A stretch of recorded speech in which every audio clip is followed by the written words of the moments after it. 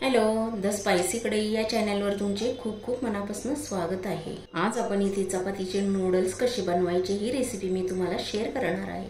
मी ज्याप्रमाणे इथे नूडल्स बनवणार आहे त्याचप्रमाणे तुम्ही बनवून बघा। वाटत पण नाही आपण हे घरी बनवलेले। बनवले कसे हे आपण बघूया। तुम्ही बनवून बघा, मुलांना प्रचंड आवडतील। लगेच बनवायला घेऊया आणि मुलांनाही काही थोडंसं वेगळं खायला मिळतं। इथे आपले नूडल्स तयार झालेले। सर्वात आधी आपण इथे चपाती घेतलेली। आता आपल्याला ही चपाती नूडल्स सारखी कट करून घ्यायची। इथे आपल्याला ही चपाती अशी फोल्ड करून घ्यायची, चिरून घेणार आहोत।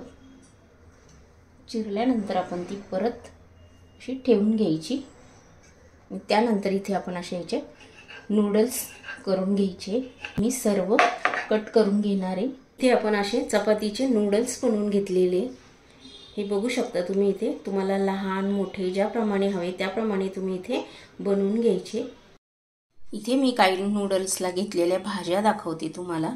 इथे मी एक सिमला मिरची अशी उभी कट करून घेतलेली, एक कांदा बारीक चिरून घेतलेला आहे।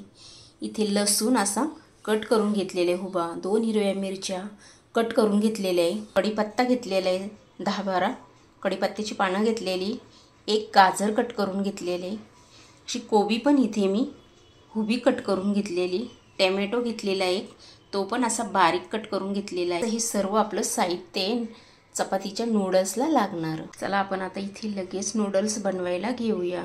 इथे सर्वात आधी आपण इथे तेल टाकून घेतलेले आहे। अजून एक पळी 2 पळ्या इथे ॲड केलेले आहे।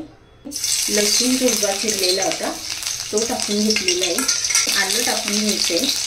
लगेच आपल्याला कांदा घालून घ्यायचा आहे। कांदा इथे छान आपल्याला गोल्डन कलर येईपर्यंत इथे फ्राय करून घ्यायचा आहे। मिरची पण टाकून घ्यायची आहे, ती पण आपण याच्यामध्ये छान फ्राय करायची। इथे आपल्याला कांदा असा लाल करायचा नाही जास्त।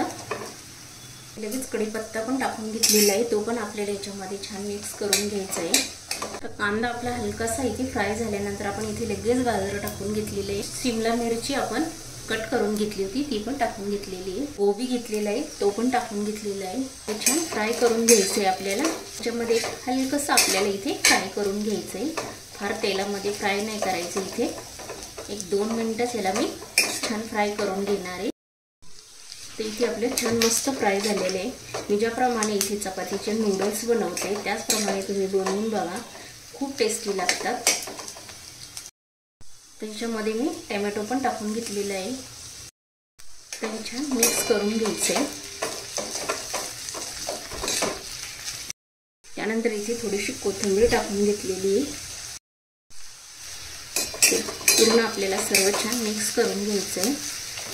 मुलांना नेहमी पोळी भाजी खाऊन कंटाळा येतो, असे चपातीचे नूडल्स तुम्ही बनवून बघा, खूप टेस्टी लागतात।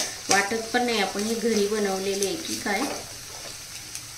त्याच्यामध्ये मी थोडीशी हळद टाकून घेतलेली आहे आणि अर्धा चमचा तिखट टाकून घेतलेले। तिखट तुम्ही तुमच्या तिखटनुसार टाकू शकता।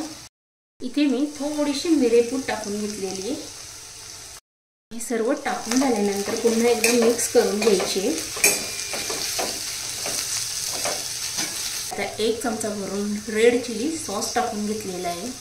2 चमचे भरून इथे मी टोमॅटो सॉस टाकून घेतलेले आहे। टोमॅटो सॉस थोडा जास्त टाकायचा, त्याने टेस्ट छान येते।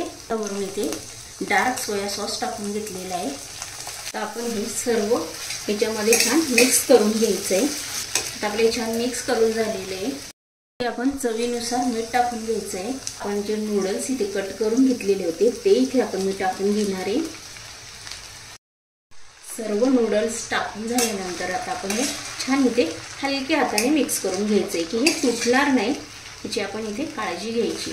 पूर्ण हे जो मसाला आहे आता आपण फ्राय केलेला ह्याच्यामध्ये आपले पूर्ण नूडल्स आता इथे फ्राय करून घ्यायचे आपल्याला। तुम्ही बघू शकता आपले छान मस्त असे मिक्स करून झालेले। खायला टेस्ट याची अप्रतिम लागते। थोडीशी अशी कोथिंबीर टाकून घ्यायची वरून। कोथिंबीर टाकल्यानंतर पुन्हा एकदा छान हे आपल्याला मिक्स करून घ्यायचे। मिक्स करून झालेले तुम्ही शिळी चपाती असेल त्याचेही बनवू शकता किंवा ताज्या चपातीचेही बनवू शकता आणि मुलांनाही काही थोडंसं वेगळं खायला मिळतं। तर इथे आपले नूडल्स तयार झालेले। तुम्ही बनवून बघा, मुलांना प्रचंड आवडतील.